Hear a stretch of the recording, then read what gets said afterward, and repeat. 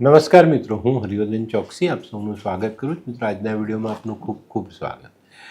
મિત્રો, અત્યારે ભારતના રાજકારણમાં એક ઉથલપાથલ ચાલી. અરવિંદ કેજરીવાલ તકલીફમાં આવ્યા. હવે આ જે વસ્તુ બની એ કયા કારણોસર બની, કયા ગ્રહમાન એમને લઈને ડૂબ્યા અને હજુ આવનારો સમય એના માટે કેવો છે એ જાણકારી આપણે આજના વિડીયોમાં મેળવીએ. સૌથી પહેલાં તો 7.5ની શરૂઆત થઈ, એમાં તકલીફ પડી. એમની કુંડળી વૃષભ લગ્નની કુંડળી છે અને ચંદ્ર શનિ, મેષનો ચંદ્ર અને સાથે શનિ 12મા સ્થાનમાં છે. શનિ મેષમાં નીચ ના થાય એ પણ આપણે જોવાનું છે. ચંદ્ર શનિ એ લાલ કિતાબ પ્રમાણે જોઈએ તો આંધળો ઘોડો થયો. ચોથા સ્થાનમાં બુધ, ગુરુ ને શુક્ર બેઠેલા છે. સિંહ રાશિમાં 3 ગ્રહ બેઠેલા છે. શુક્ર આવ્યો સૂર્યની રાશિમાં, દુશ્મન રાશિમાં. ગુરુ શુક્ર ભેગા છે તો ડાયાબિટીસ તો છે જ એમને. એમની કુંડળીમાં કાલસર્પ યોગ બને છે. વિષધર નામનો કાલસર્પ યોગ બને છે. આવા માણસને નેત્ર પીડા, અનિદ્રા આવા રોગો સતાવી શકે છે. એ જેલમાં હતા ત્યારે આપણે પેપરમાં વાંચ્યું કે ભાઈ બધું ભૂલી ગયો છું, મને યાદ નથી. હવે એ નાટક હતો, ખોટી વાત હતી કે શું, પણ આ કાલસર્પ આ વસ્તુ પર અસર કરે છે. વિષધર નામનો કાલસર્પ હોય ને તેની સ્મરણ શક્તિનો હાસ થાય. આમાં છે ને સૌથી મોટી જે તકલીફ છે ને, આવા માણસનો જે અંત છે ને એ રહસ્યમય હોય. એની જિંદગીનો જે અંત છે ને એ રહસ્યમય હોય. તો આ વસ્તુ ગ્રહમાન પ્રમાણે એમને ભોગવવી પડી. 18 માર્ચ 2026થી એમની શનિની મહાદશા શરૂ થઈ અને કુંડળીમાં શનિ નીચના થઈને ચાલે છે. 12મા સ્થાનમાં ચંદ્ર શનિ ભેગા અને મેષના શનિ, નીચનો શનિ. આવા સમયમાં છે ને આવા માણસો આમ કાયર થઈ જાય. ક્યાં જવું, શું કરવું એની ખબર ના પડે. અને આ વસ્તુ આપણે જોઈ રહ્યા છે. એને હાઈકોર્ટનો સામનો કર્યો અને હાઈકોર્ટના સામનામાં એને અત્યારે એ પોઝિશન આવી કે એમને જાતે એવું સત્યાગ્રહનું બહાનું કાઢીને સ્વીકાર્યું કે ભાઈ હું કોર્ટમાં નહીં જાઉં, મારો કોઈ વકીલ નહીં, જે સજા થશે તે ભોગવીશ ને પછી હું ઉપલી કોર્ટમાં લડીશ. આ બધી વસ્તુઓ થઈ રહેલી, પણ આવનારો સમય એમના માટે કેવો એ પણ આપણે જાણીએ ને. આવનારા સમયમાં માનસિક વેદના માજા મૂકી શકે. આ માણસનું માનસિક સંતુલન બગડી શકે છે. પરિવારને કષ્ટ થાય, અનેક રોગોનો સામનો કરવો પડે અને હાઈપર ટેન્શનથી ડાયાબિટીસ વધે છે. બધા જ સુગરવાલાને ખબર હોય છે. અને ભૂતકાળમાં એને જેને કંઈક અસર પહોંચાડી છે, પરેશાન કર્યા, એ લોકો અત્યારે બદલો લઈ શકે છે. એમની કુંડળીના ગ્રહમાં જોઈએ ને તો 12મે ચંદ્ર શનિ ને ચંદ્ર શનિ એ વિષયોગ થયો. લાલ કિતાબમાં એને આંધળો ઘોડો કહેવાય. 11મે રાહુ છે તો આ વ્યક્તિને પિતા સાથેના સંબંધોમાં કચાશ આવે ને સંબંધોમાં કચાશ નહીં આવે તો આ વ્યક્તિના ગ્રહથી પિતાને તકલીફ પડે. 11મે રાહુ માટે લાલ કિતાબમાં એવું કહેવાયું છે કે આવો વ્યક્તિ છે ને ઘરની માલ મિલકત હોય ને એને વેચીને લોખંડ બનાવે, લોખંડને હળગાવીને અફીણ બનાવે ને અફીણ ધુમાડો કરીને પી જાય. તો આ પરિસ્થિતિ આવવાની શક્યતાઓ ચોક્કસ રીતે દેખાય. બુધ, ગુરુ ને શુક્ર, બુધ અને ગુરુ જ્યારે ભેગા થાય ને ત્યારે માણસ લાલ કિતાબના પ્રિડિક્શન પ્રમાણે અમુક વખતે બેવકૂફી કરે, ન લેવાના નિર્ણય લે. ગુરુ ને શુક્ર ખરાબ કેતુ તો શુગર તો આવી જ ગઈ, હજુ સ્પાઇનલને લગતા પ્રોબ્લેમ આવવાની શક્યતાઓ છે.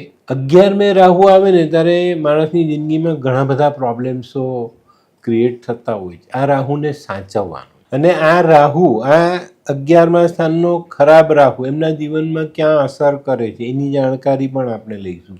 અને એમાં એમને જે ભૂલ કરી, હવે મને ખબર નથી કે જ્યોતિષમાં માને છે નથી માનતા, કોઈની સલાહ લે છે નથી લેતા મને, પણ મારું જે ઓબ્ઝર્વેશન છે ને એ એકદમ પરફેક્ટ અત્યારે સાબિત થાય છે. કુંડલીમાં બે યુતિ એવી છે જેમને નુકસાન કરે, ચંદ્ર શનિ ને ગુરુ શુક્ર.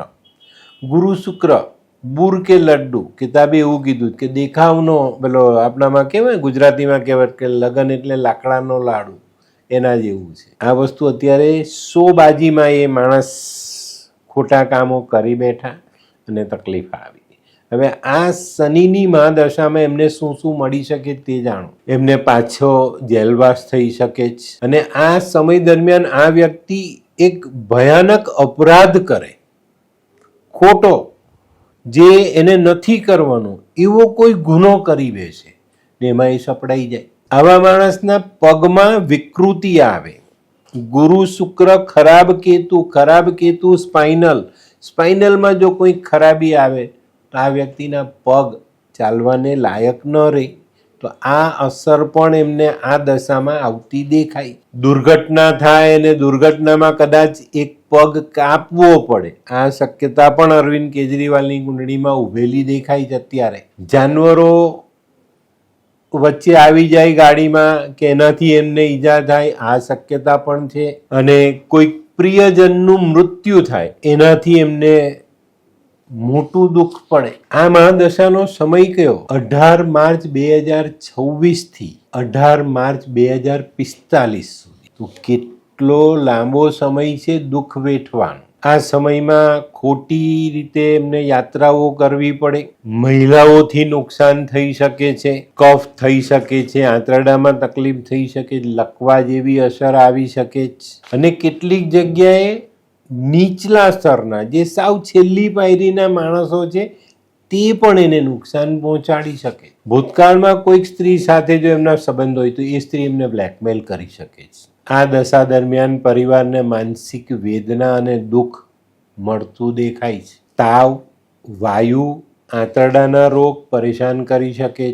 શનિની મહાદશામાં શનિની અંતરદશા, એમાં શનિના પ્રત્યંતર પછી બુધનું પ્રત્યંતર આવે. આ થોડોક સમય થોડીક રાહત મળે અને આના પછી 2027ના ફેબ્રુઆરી મહિનાથી કેતુનું પ્રત્યંતર શરૂ થશે.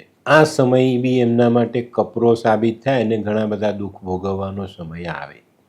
આ સમયમાં એમની પર પૈસાને લગતા સ્કેન્ડલો સાબિત થાય, એને ભોગવવા પડે, એમાં એને સજા થઈ શકે છે. પૈસાનો હિસાબ આપવામાં એ સક્ષમ ન હોવાથી એને ઘણી મોટી તકલીફનો સામનો કરવો પડે. આ સમયે કદાચ એમને પોતાના જીવન માટે પૈસા કોઈ પાસે માંગવા પડે. આના પછી શુક્રનું પ્રત્યંતર 16 એપ્રિલથી 16 ઓક્ટોબર 2027 સુધી ચાલે અને આના પછી 16 ઓક્ટોબર 2027થી શનિની મહાદશામાં શનિની અંતરદશા અને સૂર્યનું પ્રત્યંતર આવે. આ સમય એમના માટે બહુ જ ખતરનાક સાબિત થઈ શકે છે. એમની આસપાસના લોકો જ, એમના પક્ષના લોકો અથવા એના કોઈને કોઈ સંબંધી જે એમના જૂના સાથીઓ હતા તે બધા એના માટે સમસ્યા ઊભી કરી શકે છે. આ સમયમાં છે ને એમને ડાક્ટરી સારવાર લેવી જ પડે અને એ મોટા ખર્ચા આવે. 10 ડિસેમ્બર 2027થી ચંદ્રનું પ્રત્યંતર શરૂ થાય. શનિની મહાદશામાં શનિની અંતરદશા ચાલી રહી અને આમાં જ્યારે ચંદ્રનું પ્રત્યંતર આવે ત્યારે આપણે સારા પરિણામની આશા ન રખાય. આ સમયે એના જૂના સાથીઓ જે એની સાથે રહીને પૈસા ખાધા બધા વિમુખ થઈ જશે, એને ઓળખતા જ નથી, એવો વ્યવહાર કરે. આના પછી મંગળનું પ્રત્યંતર આવશે. 10 માર્ચ 2028થી આ પ્રત્યંતર શરૂ થશે. આ સમયમાં વાહન અને આગથી અરવિંદ કેજરીવાલને તકલીફ પડી શકે. આ સમયે દુર્ઘટનાનો ભય છે, દાઝવાનો ભય છે અને એના જે છુપા ધનના જે સ્ત્રોત છે એ કોઈ જેના હાથમાં તેના મોંમાં થઈ જાય. લગભગ એને આ સમયમાં મોટી હારનો સામનો કરવો પડે. આના પછી 13/5/2028થી રાહુનું પ્રત્યંતર શરૂ થશે. આ સમયમાં પણ એમને કષ્ટોમાં કોઈ રાહત મળતી દેખાતી નથી અને ડાયાબિટીસને કારણે ચામડીનો રોગ સતાવી શકે. તો મિત્રો આજે આવનારા 2-3 વર્ષના સમય છે એ એમના માટે ખરેખર મુશ્કેલી ભર્યા સાબિત થઈ શકે. હવે એમની કુંડળીમાં નડ્યું શું તો કે ચંદ્ર શનિ. ચંદ્ર 12મા સ્થાનમાં, મેષના ચંદ્ર અને સાથે શનિ નીચના. તો આ યુતિ એને મુશ્કેલી આપી ગઈ. નીચનો શનિ અત્યારે બધી માલ મિલકત કે જે બી ઇજ્જત છે એને પૂર્ણ કરવા પર આવી ગયા. 7.5નો પહેલો પાયો ચાલે છે અને એની અસર આપણે જોઈ. અત્યારે ઘણી બધી તકલીફ પડે. ગુરુ શુક્રની અસર થઈ ગઈ વચમાં, હવે પાછી આવશે ને સુગર વધે અને સુગરને કારણે એને ઘણા બધા રોગ વધી શકે. સૂર્ય મંગલ કર્કમાં છે તો મંગલ નીચના થયા. તો નીચનો મંગલ અહીંયા સૂર્યની સાથે રહીને શરીરમાં ગરમી ઉત્પન્ન કરી રહ્યો છે, સ્વભાવમાં ગરમી ઉત્પન્ન કરી રહ્યો, ખોટું બોલવા પર મજબૂર કરી રહ્યા છે.